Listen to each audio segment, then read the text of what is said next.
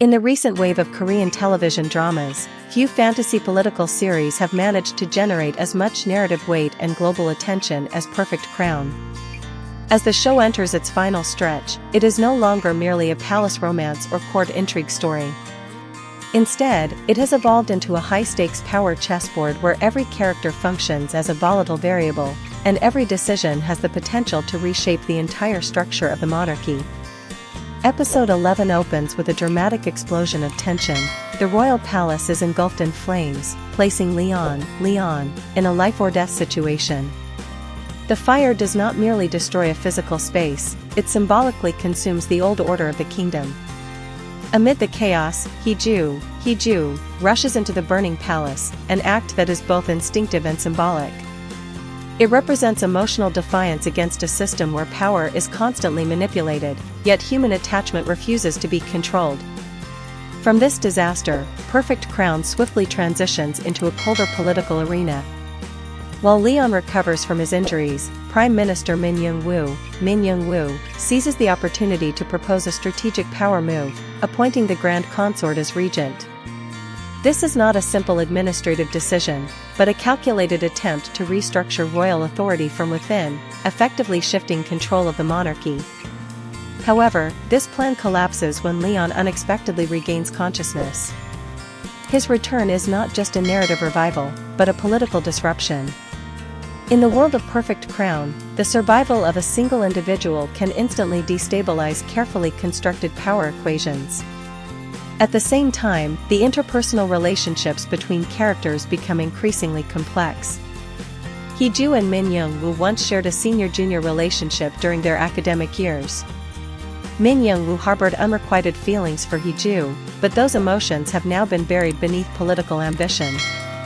Ironically, Hee Joo is fully aligned with Leon, forming a triangular tension where personal history collides with present conflict. The most significant turning point emerges through the revelation surrounding the palace fire. Hee Joo discovers that Min Young-woo was the one who instructed Leon to go to the Annex Palace, where the fire broke out. This implicates him directly in a broader assassination plot targeting the newly established king. The drama thus expands beyond a single incident into a multi-layered conspiracy structure, where every event carries hidden motives and overlapping agendas. Meanwhile, the Grand Consort, Rang, adds another dimension to the political narrative.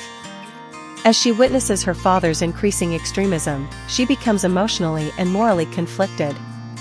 Eventually, she confesses her concerns to Leon, signaling a rare moment of vulnerability within the royal hierarchy.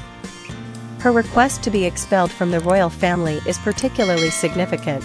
It represents a conscious rejection of power in exchange for moral clarity. She also warns Leon about the danger posed by the Prime Minister and asks him to protect her son, revealing that even within systems of authority, maternal instinct remains a grounding human force. Meanwhile, her father is arrested for repeated assassination attempts against the royal family, marking a formal act of political cleansing within the court.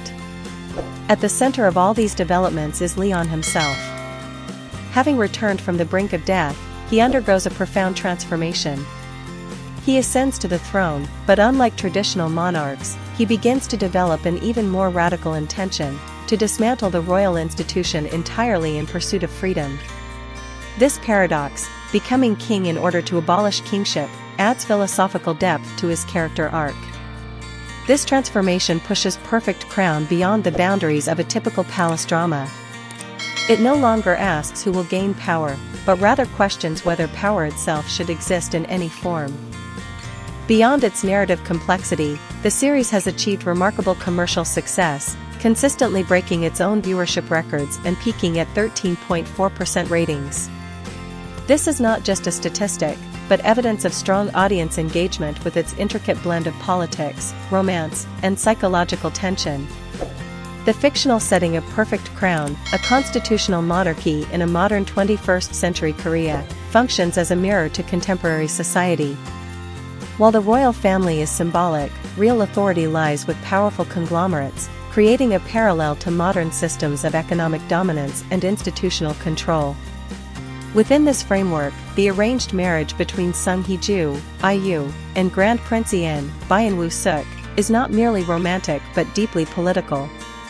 Initially formed as a transaction of mutual benefit, their relationship gradually becomes entangled in emotional attachment, strategic manipulation, and uncontrollable consequences. The arrival of Min Young-woo and Yoon E-rain further destabilizes this fragile equilibrium, intensifying the struggle for power and reshaping alliances. No character remains untouched by the escalating conflict. Ultimately, Perfect Crown operates as a condensed model of modern political systems. Ambition drives every character, actions produce cascading consequences, and no victory is ever absolute. This layered narrative complexity elevates the drama beyond entertainment, transforming it into a commentary on authority, human desire, and the cost of freedom. If the remaining episodes continue this trajectory, Perfect Crown is poised not only to conclude as a ratings success but also to establish itself as one of the most compelling political fantasy dramas in contemporary Korean television history.